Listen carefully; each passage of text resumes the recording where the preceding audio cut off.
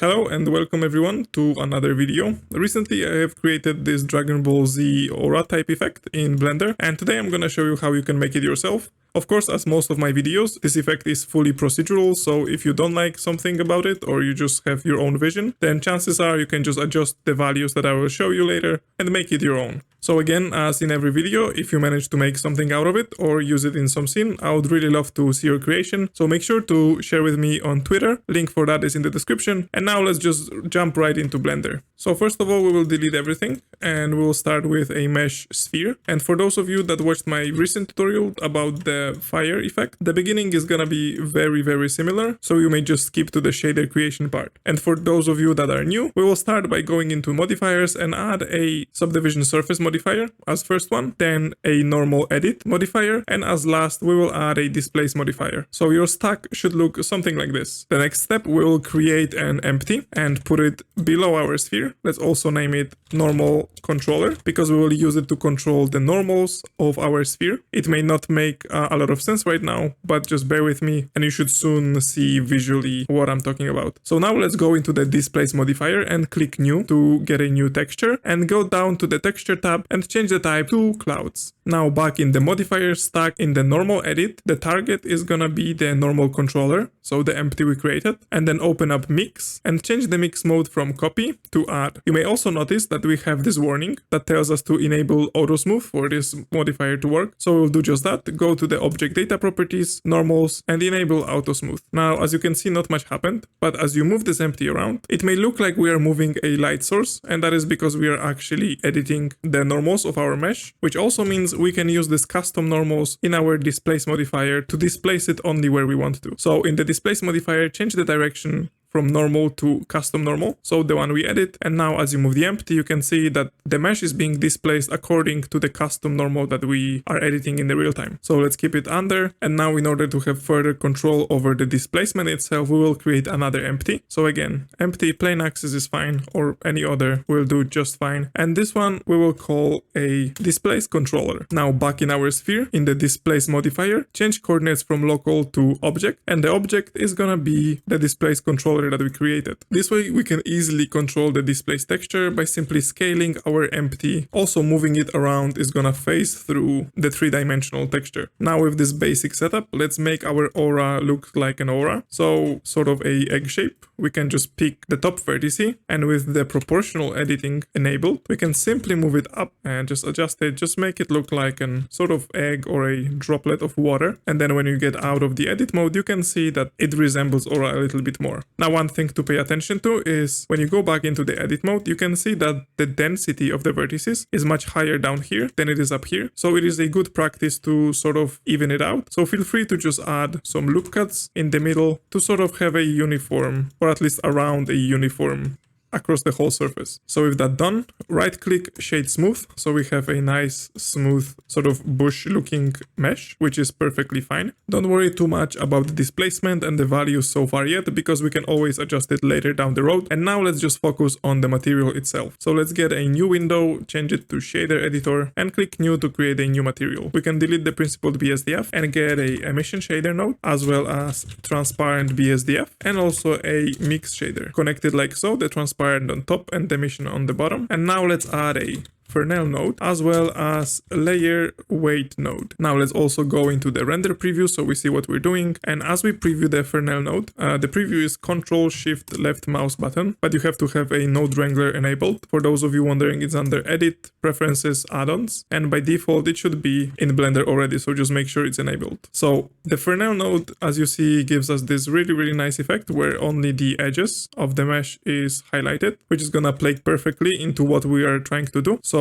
right after Fresnel node, let's add a color ramp, and here we can already start laying in some colors. First of all, let's change the interpolation from linear to constant so that we don't have any gradient but rather sharp contrasty look between the colors. And now let's start with the darkest being sort of reddish, maybe something like this. Then the next one we will go through orange, then to yellow, and the last one sort of washed out yellow going into the white. Now you can adjust it as it is right now, or you can do it later. Just make sure it looks something like that. It gradually goes from darkest to the lightest in the edges poking out of the mesh, but don't worry about it too much. We can always come back to it later. And this color ramp is going straight into the emission node. Now, as we preview the mix shader, you can see that we have just that, and we don't have any transparency yet, and that is because first of all, we need to go into the material properties and in blend mode enable alpha blend instead of opaque. And the second thing, let's also enable backface culling. Now, as you see, everything is sort of half transparent because this mix shader is now set to being half transparent BSDF and half emission. So what we need to do is we need to get an alpha mask. And for this, we will use this layer weight node. So let's get another color ramp and connect the facing into the color ramp. And let's preview this. Here we can change the interpolation from linear to B-spline to get a much softer gradient than with linear. And also let's bring in the black value quite high, and the white one just slightly move it from the edge to like 0.9. Now let's duplicate this color ramp and this time connect it with Fresnel from layer weight. And as you preview this one, it has slightly different result. You can see that the facing has more of that gradient going into our aura, and Fresnel only really highlights the very edges. So here we can actually dial back this black value a little bit to have that gradient as well. And now we just need to combine these two color ramps. So let's get a math node, connect both of them together, leave it at add, let's preview that. And the only thing you need to do is enable clamp just to make sure that the white values do not exceed 1, because this will go directly into the mix shader factor. And so everything of value 1 is going to be fully opaque and the black values are going to be transparent. So as we preview this, we can see that we already have something going on in here. Now make sure that the backface culling is on, because if you turn it off, then you see that we have some sort of artifact. Not sure why it happens, but it does. So just make sure it's checked in. And here we can adjust the color ramp values just to make sure that our colors are popping in nicely and they are not too faded, but also that we still have this nice gradient. Also, if this mesh is pretty spiky, remember that in the modifier stack, we added a subdivision modifier at the beginning. So you can up the levels of subdivision, and this should give you a lot more geometry to work with, which should also make the gradient a little bit smooth. And then, as you see in my case, I have very noisy displacement going on right now, and that is why we have this displace controller in here. So we can easily just scale it up a little bit in order to get much softer results. Now, because it's an aura and it's supposed to be glowing, we can up the emission strength in here to something like maybe 10. And if you don't have this glow going around your mesh, just make sure that you go into the render settings and you have a bloom enabled, because that's the setting that's allowing your emissive areas to glow. Now, as you can see, we have very cel shaded, sort of stylized look of the aura. And if you want to have it more gradual, I would say blurry or smooth, you can go into this color ramp that is dealing with the color of your aura and just change the interpolation from constant to whatever you like. I would recommend B-spline because it gives this really nice soft gradient between the values that we have. So as I said, just a artistic choice for you to make. And now to put a little bit more life into this whole effect, we can take the displace controller and just animate it going up. Because as you see with this displace controller, the texture that is displacing the mesh is going up as well. So on the frame 1, in his base position, I'll just click I and add a location keyframe to the first frame. And then on, let's say, frame 20th, I will move it upwards and then click I again and add another keyframe location. And now if we play this, you can see that it's moving from 1 to 20. But what we can also do is change the interpolation to linear by clicking T on the keyboard and choosing linear, and then Shift E and choose linear extrapolation. And this will take these two keyframes and based on them, it will extrapolate this animation further so that we don't need to have the keyframe all the way up there in order to have this animation going infinitely. And then if you want this to go faster or slower, you just move this second keyframe further or crunch it in closer to the first keyframe to have it really frantic. I like the slower one, so I'll put it somewhere around here. So with this flamey color done, the next step is to add those bluish sparks that are moving through the whole aura. I'm talking about those blue sparks that you can see appearing and disappearing. So for that, first of all, we will duplicate this color ramp with the colors and connect the Fresnel node to it as well. And let's preview that. And here we want to change the color scheme from this orangey, yellowy, flamey looking one into the bluish sort of sparky colors. So we will just go through all those color stops and just move it into the blue areas. So this one here, this one may be a little bit like this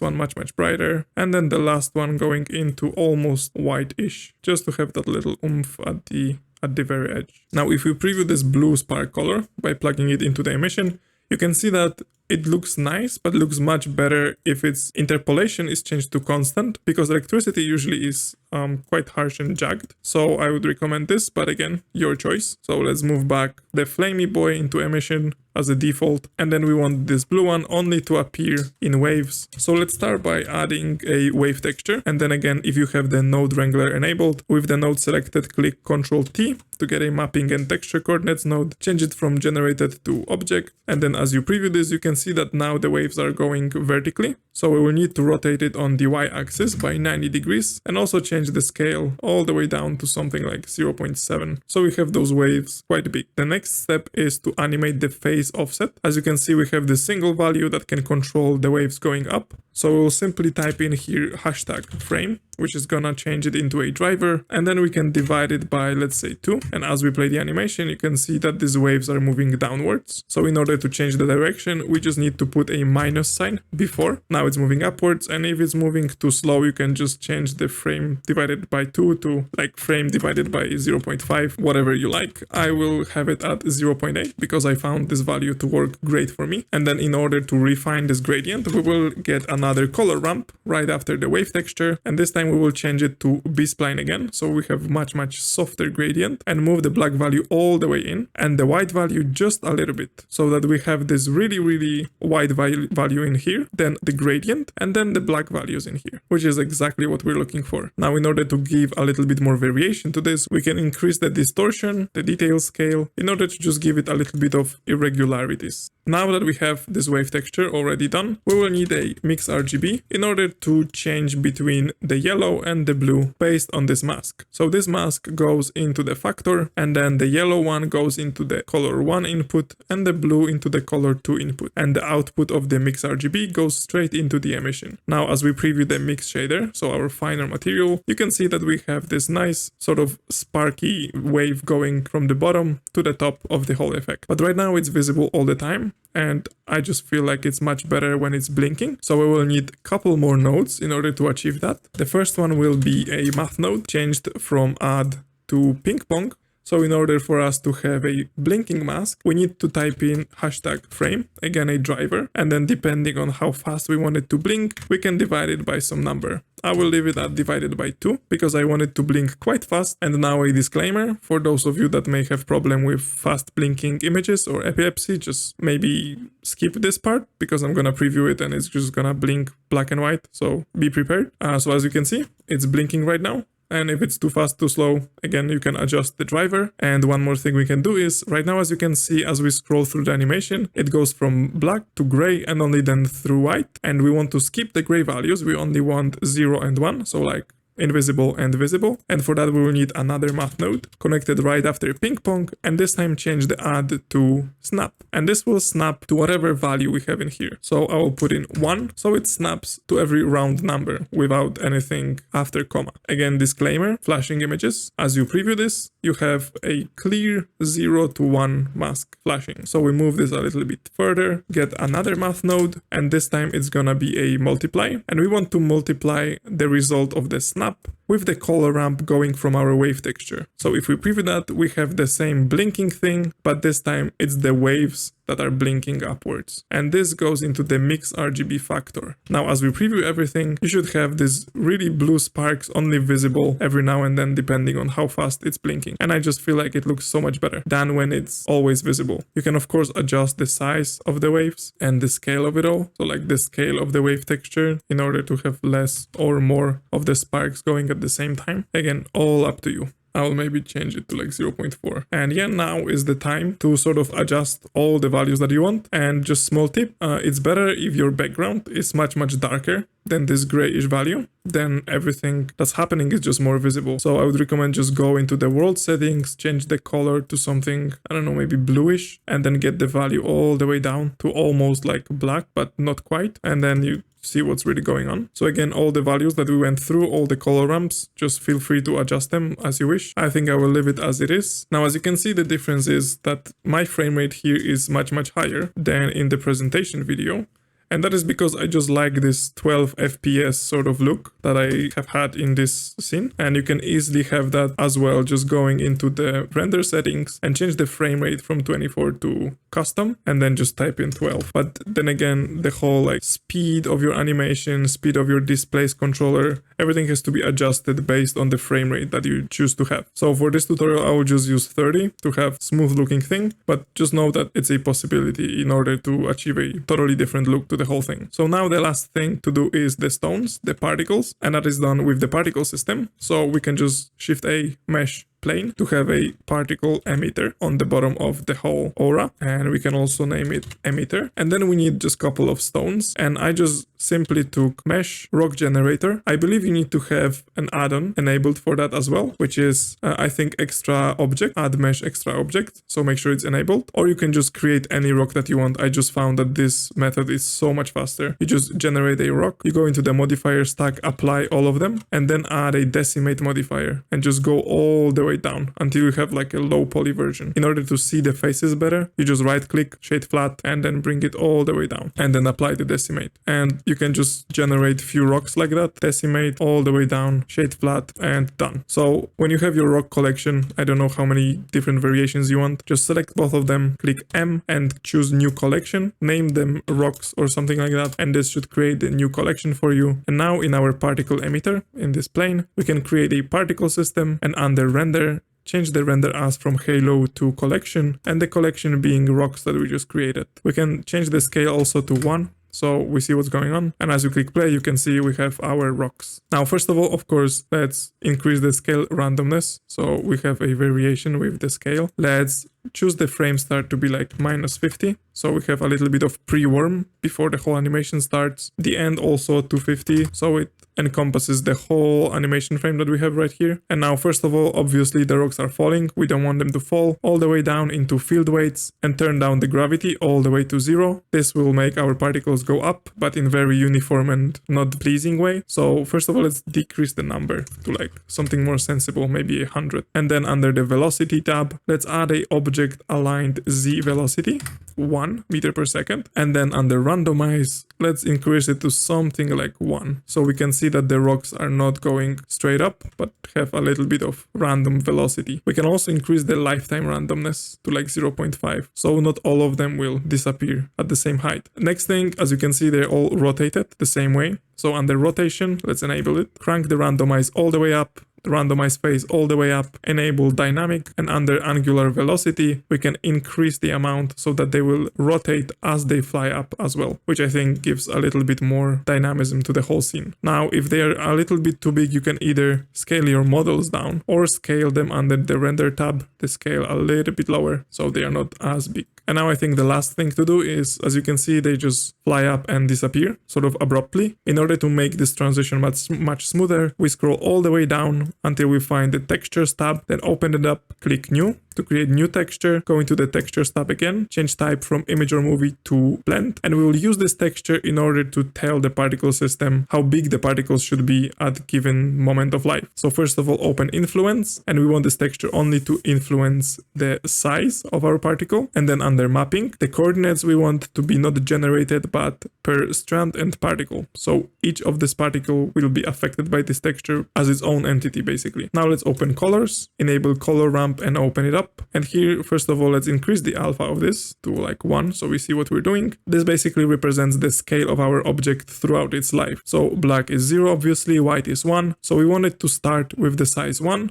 And then as it grows old, we want it to be 0 by the time it disappears. We can also change the interpolation to B-spline to have much smoother transition and just bring it a little bit closer. So as you can see, the particles now start with their normal size and then they just gradually scale down until they disappear. We can increase the render scale now because they are a little bit too small. And when you're happy with your particles going up, the last thing to do is take them and create a material for them, because right now in the render preview, as you can see, we have this emissive color and then we have those stones, and then it depends what you want to go for. I, in my previous scene, had a simple setup of area light shining from the top, quite big and quite strong, and based on this light information I had the stones cell shaded, and I will show you how. So first of all, let's select the stone, and in the material editor, click new to create new material. And we can delete the principled BSDF and instead have a diffuse. And now right after the diffuse, we want a shader to RGB node, which is going to take the shader information and turn it into an RGB color, which we can further connect to a color ramp. And let me show you what it does. So it takes this information of how this object looks like being lit by the light. And based on that, we can just give it some different color. So because it's stone, I went with like the basic brown setup. So let's do it again as well. Change the interpolation to constant again to have the cell shaded look. Now the second one's going to be much brighter, but not too bright. And a highlight on top. So yeah, you can spend much more time adjusting it. I'm just hungry, so I'm gonna wrap it up. So simply select the second rock, go in here and choose the material that we just created for our rocks. And now as you see, as they fly upwards, as the light changes, the material reflects that as well and changes with it. If the lighting is too strong for you, then you can always just decrease the strength of the light. And as you can see, it affects the color because again, it's taking the diffuse shader and then turning it into color. So depending on how the diffuse shader looks in the first place, that's how the result is gonna look like. And yeah, because it's aura, one last thing, you can select it. You can see we have a shadow right now. Go into the material properties and under the shadow mode, just click none so that it doesn't cast any shadow because I just believe it shouldn't. And this would be it for the tutorial. I hope that you learned something, that you enjoyed it, and you will be able to use it in your personal project, which I would love to see. If you do so, please share with me on Twitter, link for that in the description. And if you have any requests for the future tutorials, comment section is for you, and I will see you in the next one. Bye bye!